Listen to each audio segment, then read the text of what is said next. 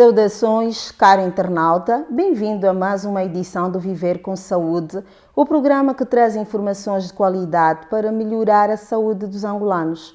Hoje vamos falar de uma doença sem cura que afeta cerca de 5 milhões de pessoas em todo o mundo e que em Angola ainda é pouco conhecida, o lúpus. Para esclarecer melhor essa condição, conversamos com a doutora Esperança Nicolau, reumatologista, que nos ajudará a compreender mais sobre a doença e os desafios enfrentados por quem convive com ela. Antes da entrevista, lembre-se de acompanhar a resenha desportiva com Walter dos Reis, Economia e Análise com Liliana Constantino e Conversas Livres com Florinda Marcolino. São programas que trazem conteúdos essenciais para o dia a dia. Agora acompanhe a entrevista. Doutora, bom dia, seja bem-vinda. Muito bom dia, obrigada. É com muito gosto que mais uma vez volto a falar de lúpus para a população em geral. Doutora, inicialmente eu dizia que é uma doença confundida com sintomas de outras patologias. O que é o lúpus? O lúpus realmente é muito confundido por outras patologias. Mas, na verdade, o que ela é uma doença inflamatória, crônica, multissistêmica, significa que vários órgãos estarão afetados pela doença, não apenas as articulações, como todos nós sabemos, que é uma doença que vai ter inflamação nas articulações, que são nas nossas juntas, vai ter dor, não. Ele vai afetar internamente todos os outros órgãos. Ele é uma doença crônica, é autoimune, porque é uma queda da imunidade do indivíduo quando começa a produzir os autoanticorpos.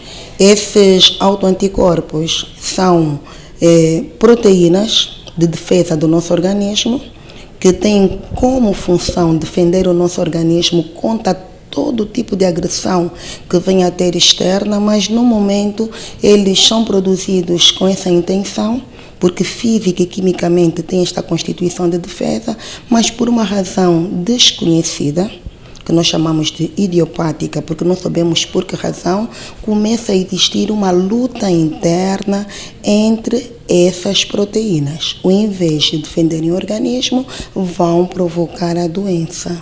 Então, o doente começa por referir que tem dor articular, tem inflamação nas articulações, começa a se sentir mais cansado, mais astênico, com fraqueza, fica limitante e vai acontecendo uma série de situações de acordo a cada órgão do sistema que for afetado. Se for para o coração, vai ter alterações cardíacas, se for para o rim, vai ter alterações renais e vai sendo assim que vai evoluir este doente. É uma doença, na verdade, crônica e progressiva.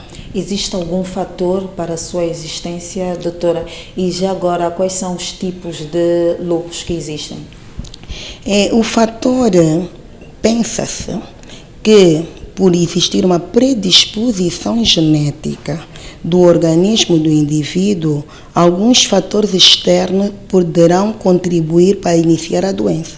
Mas a fisiopatologia, a razão pelo qual esses fatores conseguiram intervir e evoluir a doença, não se sabe até o momento. E entre os quais nós temos os fatores ambientais, o nosso sol, o raio ultravioleta do sol do nosso dia a dia tem esta capacidade de despoletar e despertar essa genética adormecida. Temos algumas infecções por alguns micro-organismos, entre eles temos o Epstein-Barr, que normalmente, quando o contacto com o organismo de quem tem a predisposição genética, poderá desenvolver a doença. Existe também um desequilíbrio hormonal no organismo entre o estrogênio, o androgênio, que são hormônios sexual feminino e masculino, que acaba por, fruto desse desequilíbrio, despertar este gene. Há determinados medicamentos que tomamos para tratar de outras doenças, que a função é melhorar outras patologias. Infelizmente, muitos deles despertam esse gene e começa a doença. E ainda temos um fator que muito pouco falamos, mas que tem sido com muita frequência a causa do despertar desse gene, é o estresse. Esse nosso estresse do dia a dia, esse nosso corre-corre, se tivermos a predisposição genética, vamos iniciar a patologia. Quais são os sinais, doutora, os sintomas? Como é que uma pessoa pode estar perante o lúpus? Em geral, o que faz o doente procurar o médico é quando ele nota que tem lesões na pele. Nós gostamos de estar bonitas, não queremos ter uma bolha na face, não queremos ter lesões nos braços, não é? Então, quando aparece de forma aguda lesões a nível da pele, que costuma ser um eritema malar, que fica localizado a nível do dorso do nariz e em formato de asas de borboleta na maçã do rosto, o paciente já fica preocupado porque ele quer voltar a ter a sua pele bonita. Outras vezes vai aparecer em formatos de bolha, lesões bolhosas ao longo dos braços, das pernas, principalmente em localização do corpo que está exposto ao sol. Porque é o sol que vai ajudar a acontecer toda esta situação. Então, basta estar exposto, nós vamos ter ali aquelas bolhas, vamos ter pápulas, algumas pústulas, alguns eritemas que tornam a nossa pele feia. Porém, também vai ter a dor a nível das articulações e as inflamações. Normalmente vai ter a nível das mãos, joelho, do pé, e não vai poder andar porque tem dor, porque está inflamado. Aí sim, ele começa por procurar o médico. Mas para além de ter todas essas lesões, ele vai ter outras. Se a afetação tiver um pouquinho mais avançada, é um paciente que vai se queixar de dor no peito. E essa dor no peito poderá ser por quê? Porque já tem uma lesão a nível da membrana de revestimento do pulmão, que é a pleura, e nós chamamos a esta uma dor pleurítica. Se ele tiver afetação a nível do coração, ele vai ter também ali alteração na membrana de revestimento cardíaco, a pericardite. Com esta inflamação, essas lesões todas, ele começa a ter outras situações. Para além da dor torácica, começa a sentir cansaço, aquela fadiga que ele refere, porque o coração já não está tão bem. E vamos indo tendo outras. Vai chegar no rim, ao chegar ao rim, ele vai se queixar, vai dizer, doutor, eu quando for ao quarto de banho urinar, em geral a minha urina é espumosa. E ele sabe que ele não tem espuma quando urina. E chama-lhe atenção e procura o médico porque tem uma urina espumosa, porque ele também notou que a sua urina está muito mais carregada, ligeiramente avermelhada, e ele vai procurar o médico. Então, os sinais são inespecíficos porque outras doenças também têm os mesmos sinais. Como é que é feito o diagnóstico do lúpus, doutora? E qual é a maior dificuldade que os especialistas têm para diagnosticar a doença? Para nós em Angola, a maior dificuldade é a falta de exames analíticos ainda no país, não é? Porque é necessário fazer exames analíticos específicos da doença que nós desconfiamos que o paciente tem. E nós ainda não temos exames de autoanticorpos, os dois específicos que nos poderiam ajudar. Costuma ser a maior dificuldade. Porém, apesar de termos essa dificuldade em não ter os exames analíticos, nós também contamos muito com a clínica que o doente vai informar. O período que ele está doente já está há quanto tempo, não é? Se é um período curto ou é longo, se por acaso tem alguns sinais e sintomas característicos que nos chamam a atenção, nós vamos ter que trabalhar com tudo isso. Para além disso, nós temos alguns exames que são exames do nosso dia a dia, que nós podemos muito bem utilizar para juntar aos sinais e sintomas que o paciente informou. Uma urina sumária, qualquer unidade médica em Angola consegue fazer uma urina sumária. Então nós vamos ver ali o excesso de proteínas, vamos ver alguns cilindros que são componentes da urina numa quantidade anormal. Nós temos um hemograma, o hemograma vai poder mostrar que realmente o paciente tem anemia. Vamos fazer o estudo da anemia que o país nos permite fazer, e ao fazer o estudo da anemia nós vamos identificar que é uma anemia não por carência alimentar, mas por doença autoimune, Então, nós já conseguimos chegar mais a um ponto. Dentro deste hemograma completo, nós vamos ter o leucograma. Esse leucograma vai mostrar as células de defesa do organismo e elas poderão estar tocadas. Temos uns leucócitos mais baixos que o normal, linfócitos também mais abaixo, as plaquetas abaixo. Então, a partir desses exames, que são exames de rotina, mais a clínica do paciente, nós vamos conseguindo fechar diagnóstico de alguns pacientes. Doutora, como é que é feito o acompanhamento, o tratamento de uma pessoa com lúpus e com a sua ausência, sem o devido acompanhamento, quais são as complicações que podem surgir? Bem, o acompanhamento também tem sido difícil. Primeiro porque ela é uma doença que na verdade não é diagnosticada muito rapidamente. É uma doença que ao longo do período poderá levar até 5 anos para ter o diagnóstico. E isso acontece em qualquer parte do mundo. Mesmo que não for em Angola, vai acontecer o mesmo tipo de situação. Porque é uma característica desse tipo de autoanticorpos a nível dos exames analíticos. Eles podem ser fugazes. Um período nós vamos encontrar, o outro período nós não vamos encontrar. Então, ele vai se tornar difícil identificar a doença. Quando nós sabemos que temos a doença, existe o problema depressivo do paciente aceitar que tem lúpus. Primeiro porque é uma doença que veio para ficar, vai ser para toda a vida. Depois existem as histórias mal contadas de outros pacientes que têm a doença. Então o medo torna esse paciente fugaz. Ele também foge da consulta. Não vai fazer a medicação. Por outra, é uma medicação longa, prolongada. Quando o doente está controlado, temos um único fármaco e conseguimos controlar a doença. Mas quando já não tem controle, não vai ser um único medicamento. Vamos ter 3, 4, 5. E nós não estamos com a predisposição de tomar tanto medicamento. Então, já vou abandonar a medicação. Também é difícil conseguir ter todo esse medicamento porque para nós em Angola ainda é quase que novo o diagnóstico da doença, por isso é que temos carência nos exames. Como é novo, também a entrada de medicamentos que ajudam a controlar a doença ainda é raro. Então o doente vai à procura do medicamento e muitas vezes ele não consegue ter um medicamento. Então é uma outra situação que também vai complicar. Por outra, nós temos que ter um papel triplo dentro da consulta como reumatologistas.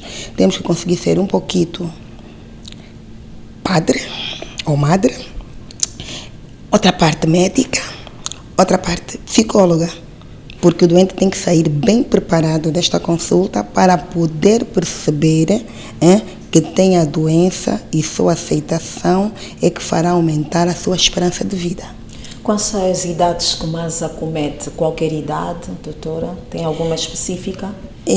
Quanto às idades, tem-se dito e está escrito que é uma doença que normalmente na idade fértil vai surgir, né? Vai aparecer na idade fértil. E a idade fértil nós falamos que é 31 anos de idade. Esses estudos feitos em alguns países do mundo, mas a Europa, estudo feito na Europa é dos 45 aos 50 anos de idade. Mas também dizer, e até porque antes fez uma pergunta muito importante que acabei não dando a resposta, o tipo de lúpus que existe, na verdade, nós vamos ter também o lúpus neonatal. Temos o lúpus, que é o lúpus que é o sistêmico, temos o lúpus cutâneo, não é? E vamos ter também o lúpus neonatal. Então, o lúpus neonatal é aquele lúpus que o bebê, filho de uma lúpica, que o lúpus não é uma doença de transmissão, não é? Mas porque a mãe é lúpica e porque provavelmente falhou em alguma medicação durante a gravidez, esse bebê poderá ter algumas consequências, não é? Então também vamos ter o lúpus neonatal. Aí nós temos que ter atenção com essas crianças também. Então dizer que nós não vamos ter lúpus em toda a faixa etária é difícil, porque este bebê que nasceu de uma mãe lúpica, que até provar o contrário, não tem as lesões provocadas pelo facto de ter nascido de mãe lúpica, nós temos que controlar este bebê pelo menos até os 3 anos de idade. Muitos são os bebês que não abrem lúpus, mas muitos são outros que vão abrir uma outra doença autoimune. É bem interessante que nem sempre vai abrir lúpus, mas poderá abrir uma artrite reumatoide, não é? Então nós temos que ter o controle de todo ser humano, desde que tenha história familiar em casa, já devemos ter atenção em relação à patologia do paciente. Porque existe as artrites idiopáticas juvenil, também uma doença reumática, mas nós temos que ver se ele não está associado a nenhuma outra doença autoimune que poderá ser o lúpus. O lúpus tem uma maior prevalência no sexo feminino ou masculino? A maior prevalência no sexo feminino. Por quê? Também não se pode dar com certeza absoluta a razão pelo qual, mas nós sabemos que, olhando de forma diferente o homem e a mulher é um ser que fisicamente acaba sendo alguém com maior probabilidade de ter patologias, não é? E acaba sendo pessoa com maior queda de imunidade, porque a mulher é que engravida, a mulher é que vai nascer. Quando há as alterações hormonais, as mulheres serão as que estarão mais afetadas. Por exemplo, há o caso dos anticonceptivos. O homem não vai usar um anticonceptivo. E o anticonceptivo é uma das causas fundamentais da predisposição de despertar este gene que a mulher vai ter, que vai libertar o lúpus. Então, se ela já usa um anticonceptivo e começa muito cedo, a partir do período fértil, a partir do período menstrual, ela já começa porque tem um parceiro, então muito cedo já está fazendo um estrogênio. Então nós vamos esperar que, fruto do uso desse estrogênio, esta mulher, se tem a predisposição, vai ter lúpus. O homem não. Está liberado desta parte. Aí temos várias situações que ainda, apesar de serem idiopáticas e desconhecidas, mas vai favorecer a mulher ser o ser principal a desencadear a doença, ou a desenvolver a doença. Doutora, uma pessoa com lúpus está propensa a ter outras doenças, outras patologias? Está porque o lúpus provoca complicações. Até o momento que é descoberto como lúpus, está controlado a produção de autoanticorpos, que são células de defesa que estão a batalhar entre eles internamente no organismo do indivíduo, e ainda paciente da reumatologia. Tudo bem, nós vamos controlar, estabilizar esta luta interna. Mas no momento em que ele começa a provocar suas complicações, ele não vai parar apenas na reumatologia, ele vai atacar o coração. Então ali este doente poderá passar a sofrer de hipertensão arterial, não é? Vai atacar o rim, vai ter uma nefropatia renal, não é? O rim estará doente, vai atacar os pulmões, vai ter doença pulmonar. Então vai atacar a pele, vai ter doença cutânea. Muitas vezes as lesões cutâneas não desaparecem e há o desespero porque as lesões tornam-se curativas, cicatriciais, mas poderá ficar com as manchas. Então é assim, na verdade, ele vai afetar outros órgãos e quando chegar nos outros órgãos não é do reumatologista. Ele inclusive vai afetar uma gravidez. A mulher lúpica durante a gravidez vai desencadear várias situações que o ginecologista que vai ter que também ajudar a controlar. Então é uma doença que não é apenas osteomioarticular, mas leva a complicações e essas complicações de outros órgãos serão outros médicos a poder acompanhar. Inicialmente falamos que é uma patologia muito confundida com outras doenças. A semelhança de sintomas pode levar a um diagnóstico errado? Pode sim, senhora. Nós temos vários pacientes diagnosticados recorrentemente por malária. E nós já notamos, e até o momento nós não sabemos falar por que razão, esses pacientes, quase sempre, o diagnóstico é malária. A malária, o doente tem febre. No lúpus também tem febre. Malária, o doente tem dores musculares e articulares. No lúpus também tem. No lúpus sente-se aquele cansaço, fica astênico. Também a malária vai sentir. É uma série de sinais e sintomas tão semelhantes num país endêmico, onde a malária é a nossa doença do dia a dia. Claro está que quando for fazer um exame, vai dar positivo para um plasmódio. Deu positivo para o plasmódio, eu vou tratar a malária. Como o país é endêmico, sempre que for fazer consulta, vamos encontrar sempre a malária.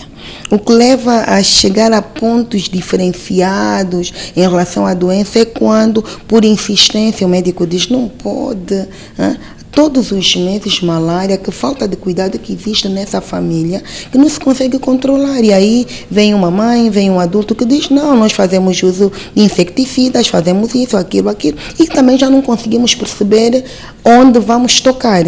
Daí, então, a procura já vai ser para o reumatologista. Muitas vezes tem infecção urinária, é mesmo só infecção urinária. Outras vezes, o doente tem queixas de convulsões. Muitas outras vezes, é um doente que a história é doença alérgica, tem urticária, comichão, presença de lesões na pele constantemente, mas do caráter imunológico, que é alergia mesmo. E começa a ver, é a alimentação, é o creme que usa da pele, é o sabonete. E afinal de contas, não, há uma queda de imunidade que está relacionada, que na verdade o doente já iniciou lúpus faz tempo, mas não foi diagnosticado. Como é que um paciente com lúpus pode evitar crises?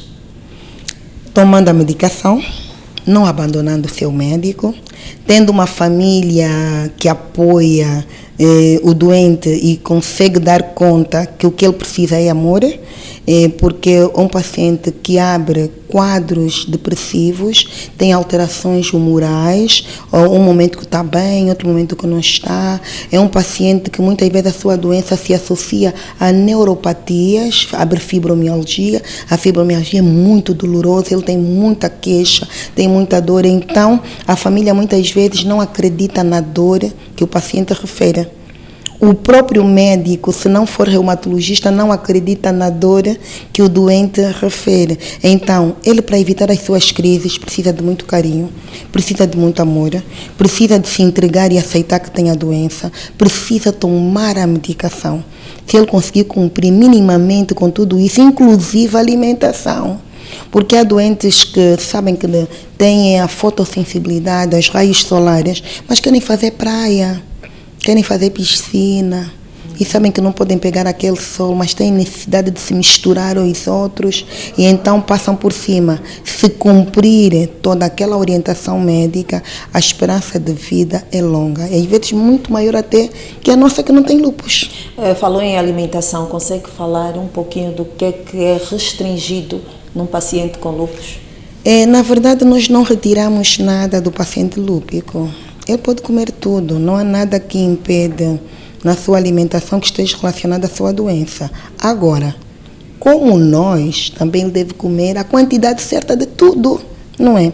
É necessário que tenha cálcio na alimentação dele, porque é um medicamento que ele toma, que é um corticoide, e que eles gostam muito, até mesmo quando nós já retiramos o corticoide do doente, por ele saber que retira a dor e a inflamação, ele toma de forma descoordenada. Esse corticoide faz mal, vai atacar os ossos, vai retirar o poder de produtividade do próprio osso naturalmente produzir cálcio. Então é necessário suplemento.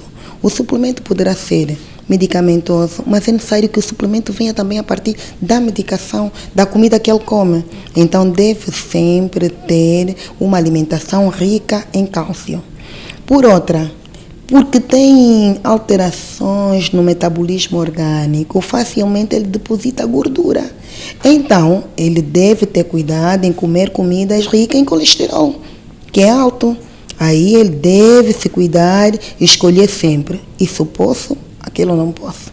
E é necessário os exercícios físicos estarem associados a essa carência também alimentar, não é? Para fortalecer o corpo.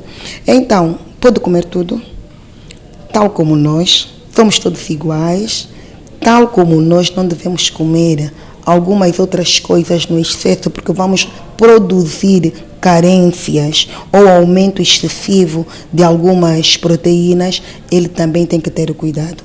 Se ele comer o que não tiver certo, também vai ter ácido úrico elevado. Eu também, se comer o que não é certo, também vou ter. Então, para não debilitar mais o organismo dele, apenas deve ter um controle com um nutricionista, de forma a comer a coisa certa. Doutora, atende muitos pacientes com lúpus durante as suas consultas? Quantos mais ou menos consegue avançar? Atualmente, nós vamos falar até 2020, antes do Covid, nós atendíamos menos porque os diagnósticos eram quase todos feitos fora do país, não é? Porque o doente procurava pelo médico, procurava, muitas vezes chegava até o médico, mas não tínhamos exames específicos para o diagnóstico e eles, por conta própria, faziam as suas viagens. E então já tinham o seu diagnóstico. Como tiveram diagnóstico no exterior do país, também começaram a cuidar de si mesmo no exterior do país. Mas com o Covid, deixaram de poder fazer essas viagens. Dizer que desde 2020, atualmente, numa consulta de reumatologia, nós conseguimos ter no dia 5 pacientes com lúpus, 5 com diagnóstico fechado a fazer o tratamento e os outros 5 a investigarmos se não é lúpus. Considera muito 5 pacientes? É muito mesmo. Isso significa que provavelmente eu estou a falar como médica da Clínica Girassol. Estou a falar o que acontece na Clínica Girassol. Então eu começo a me perguntar o que está a acontecer no hospital público. O nível de mortalidade é elevado? O nível de mortalidade, falando da doença como doença, o nível de mortalidade ela se reduz desde que o diagnóstico seja precoce e a participação da família e do paciente em relação ao tratamento da doença seja grande. Porque, caso contrário, nós conseguimos controlar bem a doença, desde que ele consiga as orientações. Então, nós vamos reduzi-lo. Falar da nossa clínica, até o momento, desde que eu trabalho aqui na Clínica Girassol, só perdi ainda 3 pacientes com lúpus e nunca foi em consulta de reumatologia, nunca foi. Foi pacientes que complicaram-se em outras especialidades e que deram entrada em outras especialidades. Não foi propriamente num controle, quer dizer que fruto de complicações e que chegaram à clínica tardiamente, que entraram por uma UTI sem muita resposta de recuperação do paciente. O país já continua com escassez de reumatologia? Continua. Reumatologistas. Infelizmente o país ainda continuamos a gritar, a pedir que precisamos muito de reumatologistas. No momento nós somos 8 reumatologistas no país, do qual 4 ativamente a trabalharem como reumatologistas. Nós temos neste momento mais 4 internos de reumatologia a fazerem a especialidade fora do país, quer dizer que até 2026 nós já vamos poder ter mais 4 dentro desses 8, porque também estamos numa idade que já está subindo, já estamos a descer para começar a aposentar, não é? Então, com toda esta situação, novamente vai se reduzir a 8, provavelmente. E gostaríamos muito que continuássemos a ser ajudados no sentido de poder formar mais reumatologistas, porque a doença, especialmente o lúpus, é uma doença universal, mas tem uma característica muito específica de ser da raça negra. Então, nós vamos ter muito paciente que não será diagnosticado em tempo e hora e acaba por ser um diagnóstico final que não é o verdadeiro, e assim a família acaba por não saber que dentro da sua genética já existe a doença. Alguma forma de se prevenir, falando no lado preventivo, doutora, como se prevenir do lúpus, se é possível? Prevenir do lúpus é quase difícil. Se me estiver a perguntar se eu consigo saber que tenho lúpus, vou lhe dizer que eu não sei. É impossível, porque eu não conheço geneticamente como é que está a minha predisposição no desenvolvimento da doença.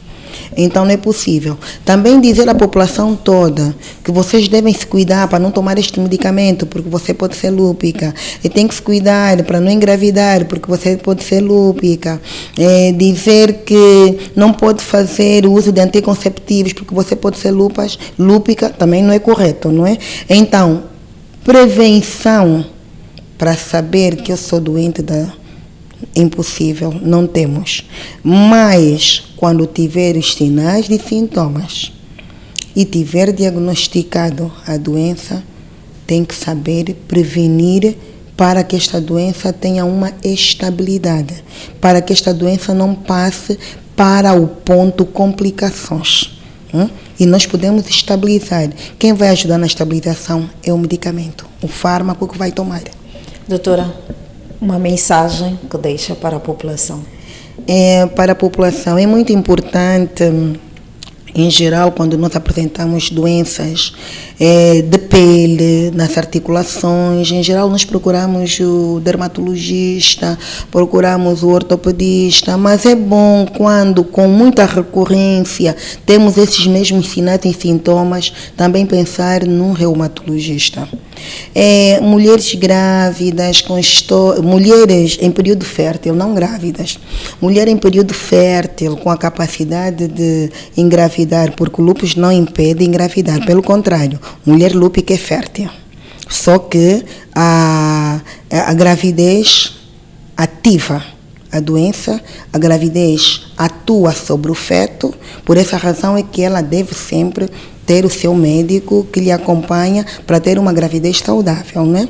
Mas essas mulheres que têm esse problema devem sempre, se tiverem histórias de abortos recorrentes até o 3º mês de gravidez, mesmo que tiver história que tem alterações uterinas como miomas e tem alterações a nível dos ovários como quistos ováricos, devem sempre procurar um reumatologista, porque muito provavelmente pode ser uma mulher que vai tendo essas perdas porque ela tem esses autoanticorpos dentro dela e associada a um outro que é trombótico, que é o SAF, o síndrome antifosfolipídio. Então também essas devem recorrer a nós. Nós não temos reumatologistas pediátricos, mas toda criança que tiver dor na articulação recorrente, inflamação nas articulações, não consegue começar a andar, nem a engatinhar por lesões do gênero, procurem também um reumatologista.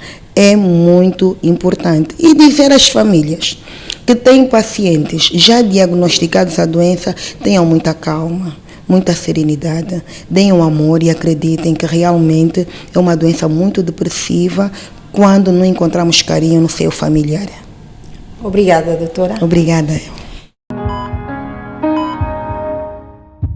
Hoje trazemos o depoimento especial e inspirador. Vamos conhecer a história de Gércia Luquengo, biomédica que convive diariamente com o lúpus. Eu descobri o lúpus há menos de 1 ano, mas não foi fácil a descoberta. Eu já tinha os sintomas já há algum tempo, mas infelizmente nunca antes me foi detectado até este ano. Os sintomas só foram piorando gradualmente até que ocasionou uma crise séria que quase levou a minha vida. Eu fiquei por muito tempo indo em hospitais, clínicas diferentes para procurar entender o que eu realmente tinha. Eu tenho um lúpus eritematoso sistêmico, então ele tende a danificar os sistemas, né, do nosso organismo. No meu caso, o primeiro sistema que o lúpus começou a causar danos é o cardiovascular. Comecei a ter problemas cardíacos, concretamente arritmia. Mas todas as vezes que eu fizesse consulta de cardiologia, os médicos diziam-me que o problema cardíaco que eu tinha não era tão sério, tão grave, a ponto de me dar as crises cardíacas que eu tinha. Então, acabava de que eu não fazia nenhuma medicação para tal e não havia uma explicação lógica do porquê de certas crises cardíacas. Porque diziam que eu realmente tenho um defeito no coração, mas é um defeito muito mínimo mesmo, que não deveria causar o que eu sentia. O que eu sentia? Dor muita arritmia, que por vezes eu nem conseguia dormir. Tinha momentos que por segundos o meu coração parava mesmo de bater. E depois, quando voltasse a bater, era um batimento totalmente irregular. Isso foi acontecendo com mais frequência. Depois, tem também as dores nas articulações. Os meus pulsos depois começaram a inflamar. Tinha momentos que eu não conseguia fazer os deveres de casa, porque não conseguia mover o braço. Não conseguia fechar a palma de mão por muita dor. E as coisas só foram piorando. Era fazer exames atrás de exames e nada. Que chegou ao ponto dos médicos dizerem para mim, muitos deles, de que as minhas dores, as minhas crises, eram uma coisa psicológica. Era uma coisa só da minha cabeça. Acho que foi uma das piores respostas que eu já recebi. Graças a Jeová, eu tenho uns pais que nunca descansaram até procurarem realmente saber o que eu tenho. Porque muitos médicos mais desanimavam do que animavam. E eu acho que se não fosse por amor, os meus pais talvez teriam desistido. Mas eles nunca o fizeram. Sempre fomos atrás de respostas sem medir esforços. E nesse intuito mesmo, eu fui para Ponta Negra, para Luanda, porque eu sou de Cabinda, para Luanda, em hospitais em Cabinda mesmo, mas sem êxito.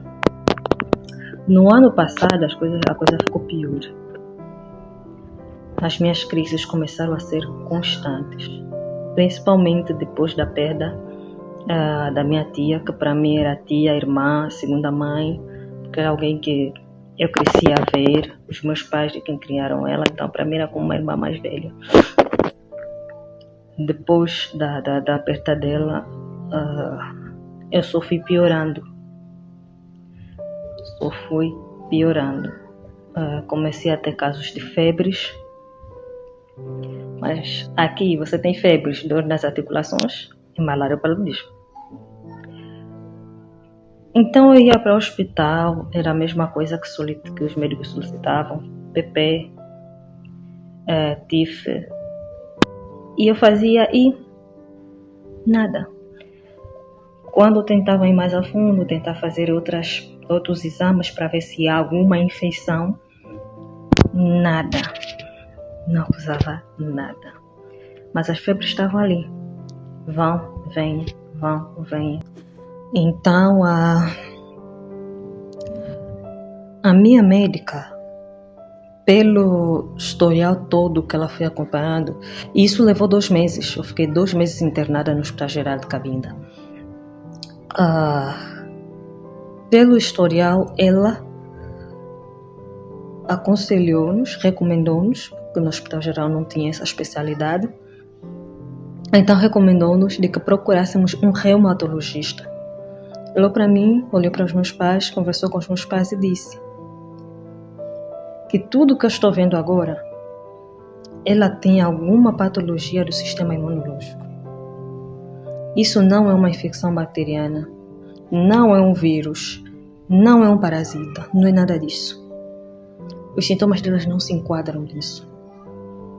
Ela tem alguma patologia qualquer que acomete o sistema imunológico e,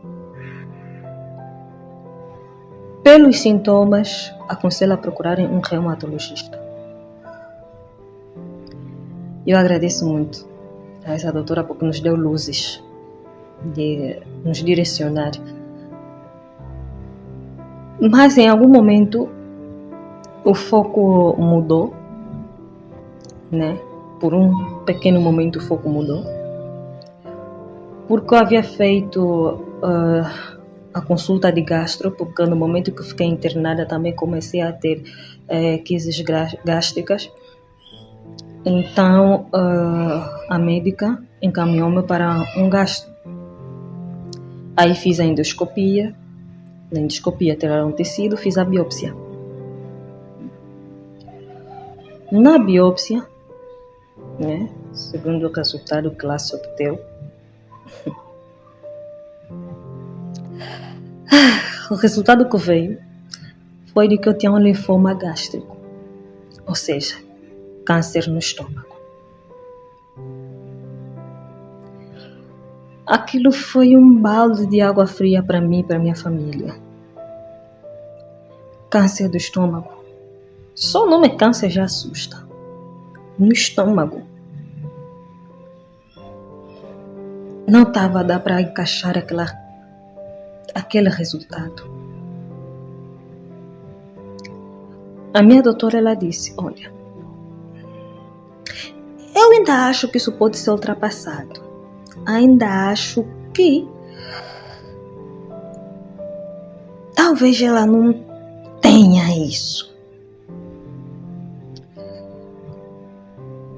Mas os médicos que fizeram disseram que o resultado é esse. O resultado é esse. Eu comecei com a primeira fase da medicação no Hospital Geral,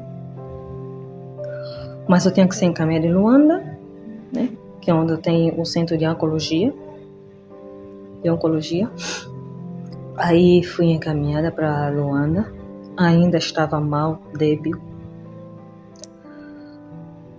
Levei a amostra, repetiu-se o exame e o relatório veio de que a amostra tinha deficiência, então o resultado era inconcludente. A médica que me atendeu, cá em Luanda, ela disse que, olha, pelos teus sintomas, pelo teu historial, eu não acredito que você tenha o linfoma. Eu não acredito. E o resultado aqui, que nós obtemos aqui, não é concludente com a amostra que você trouxe. Nós teríamos que repetir a biópsia com uma outra amostra para se certificar. Mas nós aqui não temos condições para fazer essa endoscopia, para fazer esse exame específico. Então, como você já começou com a primeira fase do tratamento, para prevenir, o que nós poderíamos fazer agora é você apanhar a primeira dose de quimioterapia.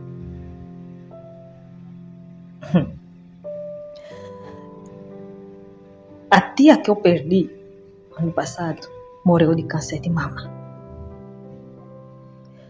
Então a minha família ainda estava muito sensível quanto a isso. Foi um momento muito, muito, muito delicado para mim e para minha família. Muito delicado. Mas nós confiamos que Jeová ia direcionar as coisas do modo certo. Como família oramos e os meus pais tomaram a decisão sábia, digo, de que eu não ia fazer a quimioterapia e que ia se buscar mais uma opinião, mais uma segunda análise sobre o assunto. Aí eu fui para Vinduque com os meus pais. Fomos para Vinduque. Lá comecei com uma médica de clínica geral mesmo, que era para começar como que do zero, né? Sem dar nenhuma direção. Mostramos tudo o que fizemos cá em Angola. Aí ela começou do zero. Fiz de novo uma bateria de exames. Voltei a fazer a endoscopia, voltaram a tirar o tecido. Se você não tem problema de estômago, não procure ter. Eu não desejo essa experiência para ninguém. É horrível. Fiz de novo e deu negativo. Eu não tinha linfoma nenhum. Não tinha a bactéria no estômago, H. pylori, e a minha gastrite ligeira, uma ligeira gastrite, uma pequena inflamaçãozinha no estômago, uma ligeira gastrite. Doutora Esperança Nicolau, muito obrigada por aceitar partilhar essas informações valiosas. E a você, caro internauta, lembre-se, como disse Agostinho Neto, nós estamos aqui em Angola para contribuir ativamente para a solução dos nossos problemas. A informação e o apoio mútuo são essenciais para lidar com os desafios como o lúpus. Eu, como portadora, já venci e sigo vencendo todos os dias. Obrigado por nos acompanhar. Nos vemos na próxima quarta-feira no Viver com Saúde. Até lá, cuide-se bem. Angola 50 anos. Preservar e valorizar as conquistas alcançadas, construindo um futuro melhor. Governo de Angola.